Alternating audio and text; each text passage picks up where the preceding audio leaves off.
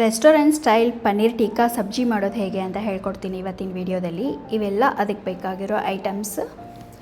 ಈಗ ಒಂದು 2 ಸ್ಪೂನಷ್ಟು ಯೋಗರ್ಟ್ ತೊಗೊತಾ ಇದ್ದೀನಿ. ಯೋಗರ್ಟ್ ನಿಮ್ಮ ಹತ್ರ ಇಲ್ಲ ಅಂದರೆ ಗಟ್ಟಿ ಮೊಸರು ತೊಗೊಳ್ಳಿ.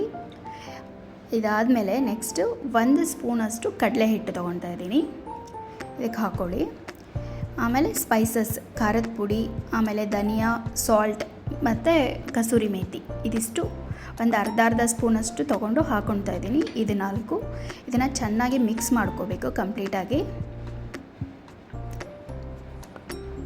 ಈಗ ಮಿಕ್ಸ್ ಆದಮೇಲೆ ಪನ್ನೀರ್ ಹಾಕ್ಕೊಳ್ಳಿ. ಪನ್ನೀರ್ ಕ್ಯೂಬ್ಸ್ ಕಟ್ ಮಾಡಿಕೊಂಡು, ಆಮೇಲೆ ಆನಿಯನ್,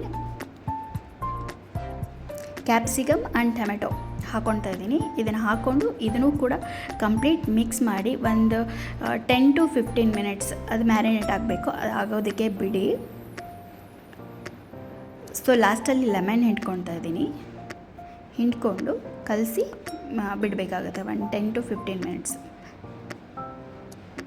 ತುಂಬಾ ಟೇಸ್ಟಿಯಾಗಿರುತ್ತೆ ಇದು ರೈಸ್ ಜೊತೆ, ರೊಟ್ಟಿ, ಚಪಾತಿ ಎಲ್ಲದಕ್ಕೂ ಒಳ್ಳೆ ಸೂಪರ್ ಕಾಂಬಿನೇಷನ್. ಪನ್ನೀರ್ ಇಷ್ಟಪಡೋರು ಇದನ್ನು ಒಂದ್ಸತಿ ಟ್ರೈ ಮಾಡಿ ಈ ರೆಸಿಪಿನ.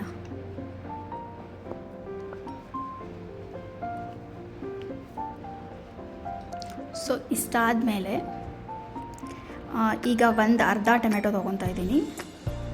ಒಂದು 4 ಗೋಡಂಬಿ ಹಾಕ್ಕೊಂಡು ಇದನ್ನು ಗ್ರೈಂಡ್ ಮಾಡ್ಕೋಬೇಕು. ಸೊ ಈಗ ಹಂಚಲ್ಲಿ ಎಣ್ಣೆ ಕಾಯಕ್ಕೆ ಇಟ್ಟಿದ್ದೆ.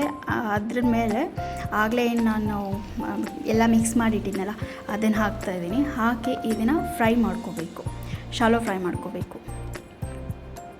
ಇದನ್ನು ಹೀಗೆ ತಿನ್ನೋದಕ್ಕೂ ತುಂಬ ಚೆನ್ನಾಗಿರುತ್ತೆ. ಬಟ್ ನಾವು ಗ್ರೇವಿ ಮಾಡ್ತಾಯಿದ್ದೀವಲ್ಲ, ಚಪಾತಿ ರೊಟ್ಟಿ ಮಾಡ್ತಾಯಿದ್ದೀವಲ್ಲ, ಈ ರೀತಿ ಆಗಬೇಕು.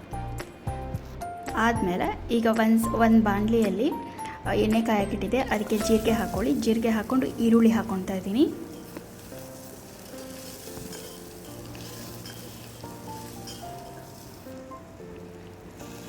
ಆಗಲೇ ನಾವೇನು ಪ್ಯೂರಿ ರೆಡಿ ಮಾಡ್ಕೊಂಡಿದ್ವೋ ಟೊಮೆಟೊದು, ಅದು ಆ್ಯಡ್ ಮಾಡ್ಕೋಬೇಕು.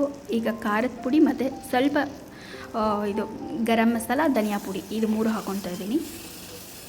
ಆಮೇಲೆ ರುಚಿಗೆ ತಕ್ಕಷ್ಟು ಉಪ್ಪು ಹಾಕ್ಕೊಳ್ಳಿ. ಹಾಕ್ಕೊಂಡು ಇದು ಕಂಪ್ಲೀಟ್ ಕಲಿಸ್ಕೊಳ್ಳಿ.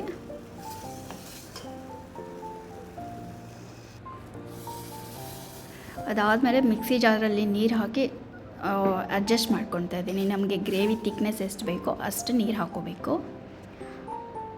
ಈಗ ಉಪ್ಪು ಹಾಕ್ತಾಯಿದ್ದೀನಿ. ಉಪ್ಪು ಹಾಕಿ ಇದೇನು ನಾವು ಶಾಲೋ ಫ್ರೈ ಮಾಡಿದ್ವೋ ಇದನ್ನು ಅದಕ್ಕೆ ಆ್ಯಡ್ ಮಾಡಬೇಕು, ಆ ಗ್ರೇವಿಗೆ.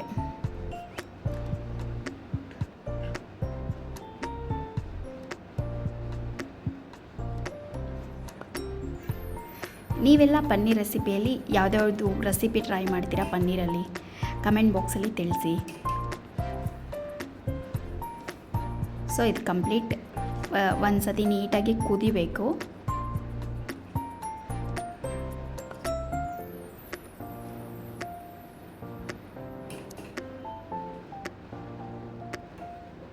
ನಾನು ಇದಕ್ಕೆ ಜೀರಾ ರೈಸು ಮತ್ತು ಚಪಾತಿ ಮಾಡಿದೆ.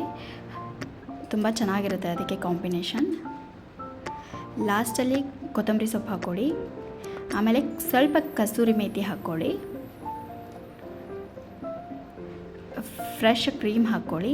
ಕ್ರೀಮ್ ಇರಲಿಲ್ಲ ಅಂತಂದರೆ ಮಲೈ ಇರುತ್ತಲ್ವ, ಅದನ್ನು ಆ್ಯಡ್ ಮಾಡ್ಕೊಳ್ಳಿ. ತುಂಬಾ ಟೇಸ್ಟಿಯಾಗಿರೋ ಗ್ರೇವಿ ರೆಡಿ ಆಗುತ್ತೆ ಮನೇಲಿ. ಹೋಟೆಲ್ ಸ್ಟೈಲ್ ಅನ್ಬೋದು. ತುಂಬ ಚೆನ್ನಾಗಿರುತ್ತೆ.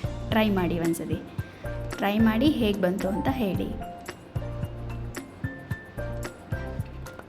ಇದೇ ರೀತಿ ಹೊಸ ರೆಸಿಪಿಗಳಿಗಾಗಿ ನನ್ನ ಚಾನಲ್ನ ಫಾಲೋ ಮಾಡೋದನ್ನು ಮರಿಬೇಡಿ. Thank you.